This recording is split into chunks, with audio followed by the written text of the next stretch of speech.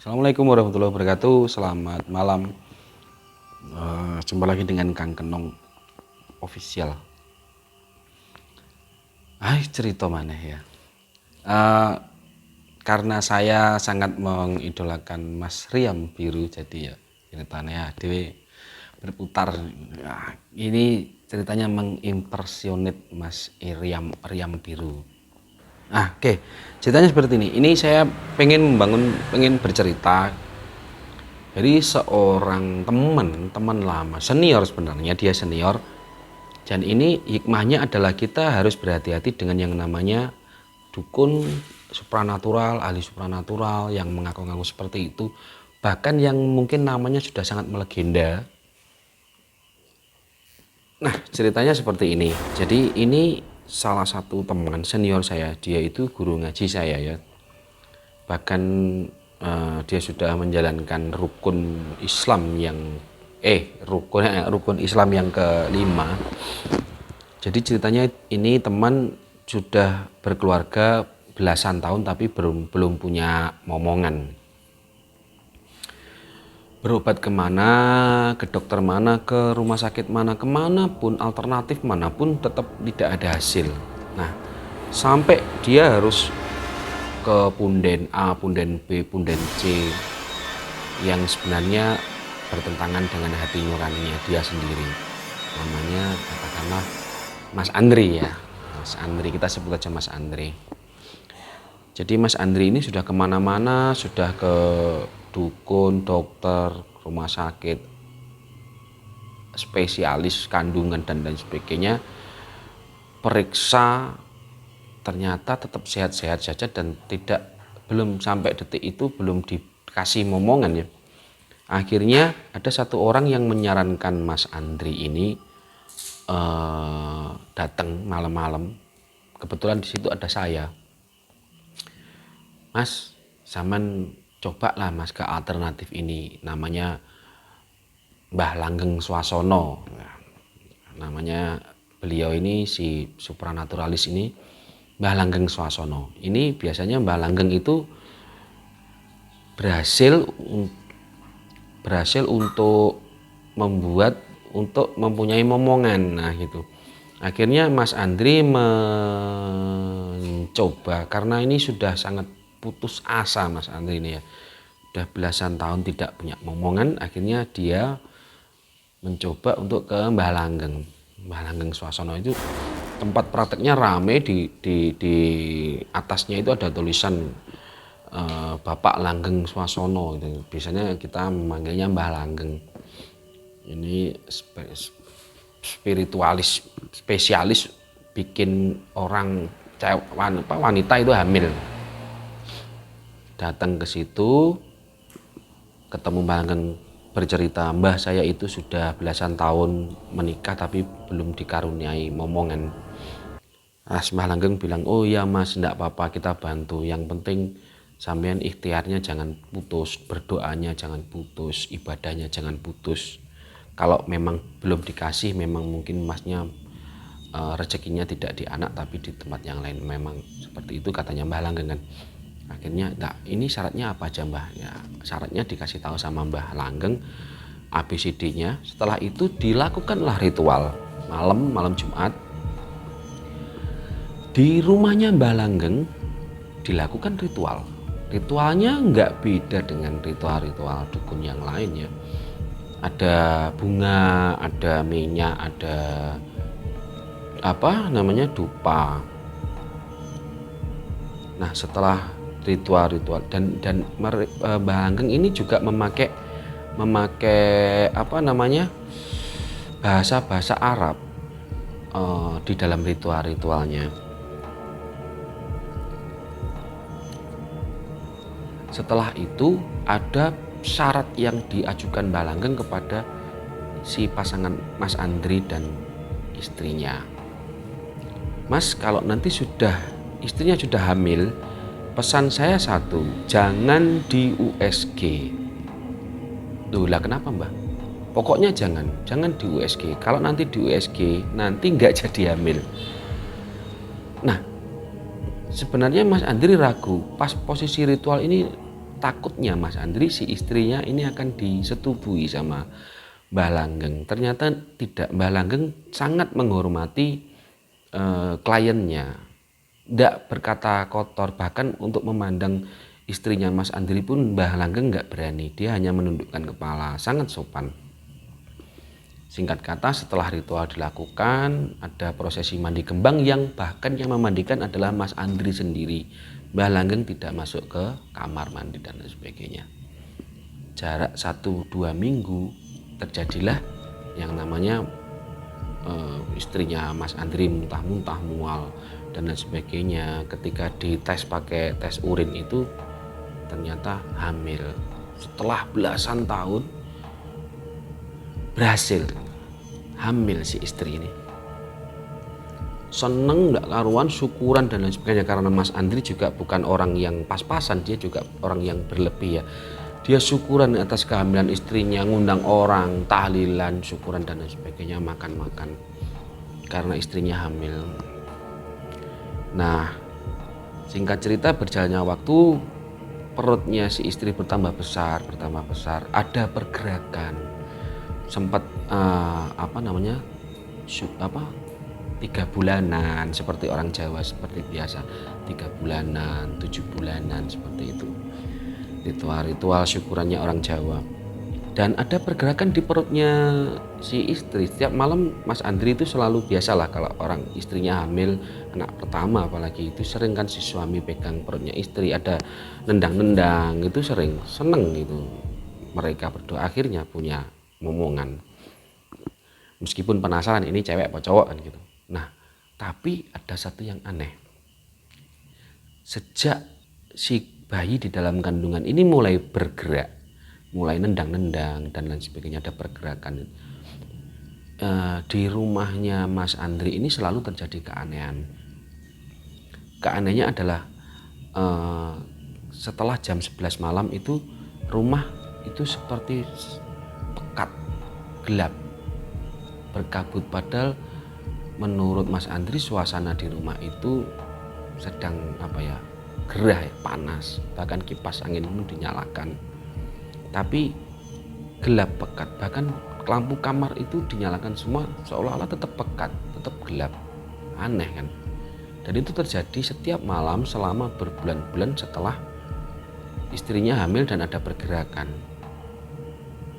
Nah, di bulan 9, nah ini kan bulan 9 kan harusnya mulai ya kelahiran ya.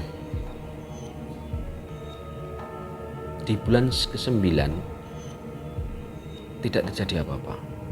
Istrinya Mas Andri tetap hamil, tetap ada pergerakan. Ditunggu mungkin terlambat. Biasanya nggak terlambat cowok lah. Oke, kita tunggu bulan ke-10.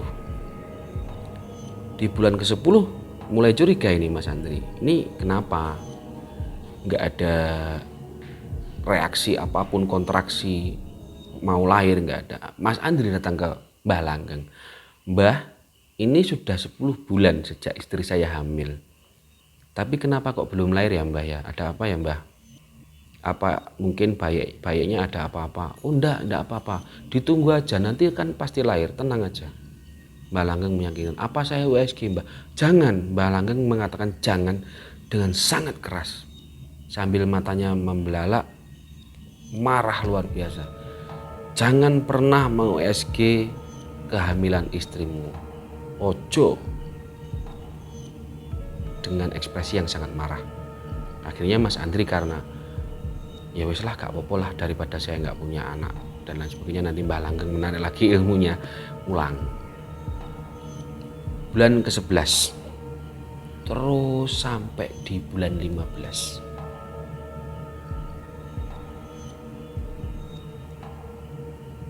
si bayi ini belum lahir.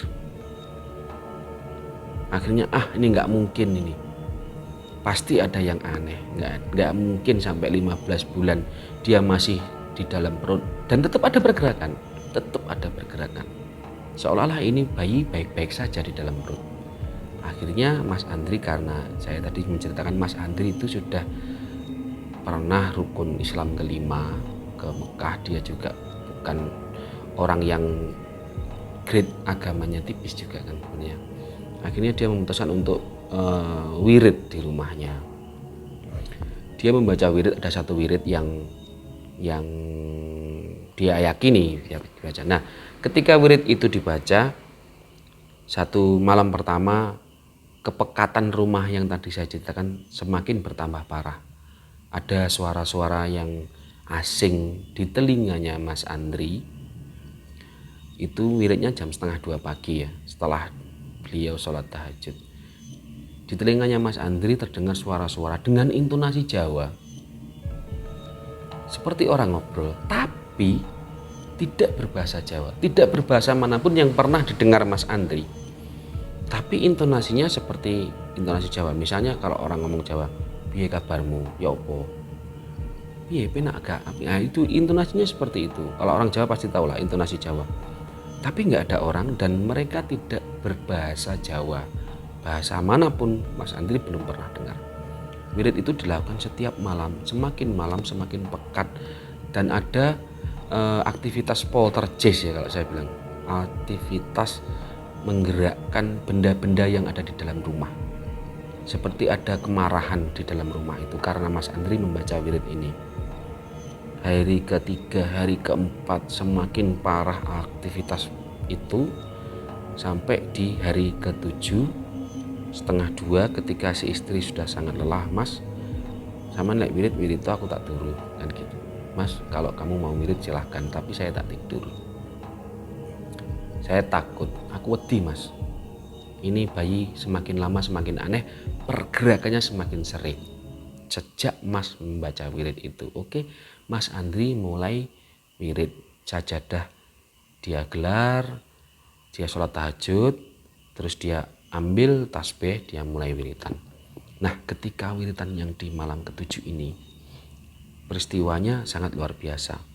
Tiba-tiba si istri yang sedang tidur ini mengerang sangat kesakitan. Pikirnya Mas Andri, ini istri mau melahirkan.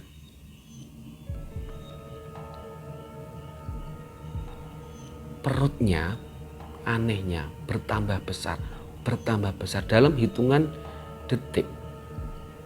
Sehingga akhirnya sangat membesar, si istri sangat kesakitan. Tapi Mas Andri tidak mau menghentikan wiridnya. Dia yakin si istri ini kesakitan karena wirid ini. Nah, tiba-tiba perut yang tadinya sangat membesar itu meledak. Tapi tidak melukai istrinya. Meledak, kalau bahasa Jawanya jeblok. Jadi daster yang dia pakai jeblok, boh. Tiba-tiba perutnya kempes. Dan yang anehnya, yang di atas perutnya ini berdiri satu bayi laki-laki, bukan bayi ya, sosok yang mirip bayi, telanjang juga itu, mirip bayi laki-laki, tapi tampangnya tua, dan dia menyeringai marah ke Mas Andri ini. Disertai suara tawa anak kecil yang marah tapi tertawa, yang sangat mengerikan. Lalu dia seperti menari-nari di atas perutnya si istri. Lah, Mas Andri sigap, otomatis kalau istri kita dalam bahaya pasti akan sigap. Itu si bayi mau ditangkap, tapi dia bisa lari dan menembus pintu kamarnya Mas Andri keluar. Bas, seketika itu asap hitam pekat menyelimuti semua rumah Mas Andri. Dari sudut-sudut manapun Mas Andri sampai bingung. Dikejar, nabrak kursi, nabrak meja untuk ngejar si bayi yang lari ini tadi. Nggak ketemu, lari keluar. Setelah di luar rumah, bayi yang ini, jin ini, lari ke arah desa rumahnya Mbah Langgeng. Nah, sejak saat itu Mas Andri sadar ternyata yang di dalam kandungan istrinya bukanlah bayi, tapi adalah jin yang ditaruh di dalam kandungan istrinya. Tapi Mas Andri bertanya-tanya, bagaimana bisa?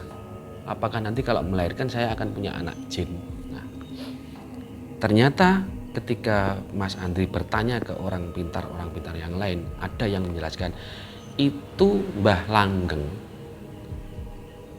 untuk membuat hatimu senang, dia menaruh jin di dalam situ sambil menunggu nanti ada tumbal bayi yang benar bayi yang mau melahirkan, ditaruh di rahim istrimu untuk menggantikan jin yang selama ini ada di dalam istrimu.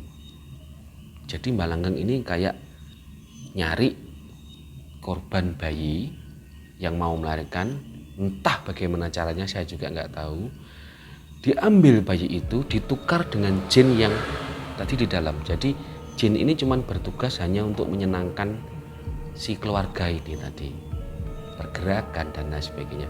Lah mungkin apesnya Mbah Langgeng sampai di bulan 15 dia tidak menemukan bayi yang bisa dijadikan pengganti jinnya ini tadi. Nah, ini hikmah yang kita ambil dari cerita ini adalah lebih baik kalau memang kita mungkin belum berkeluarga, jalan pintas untuk alternatif boleh, tapi jangan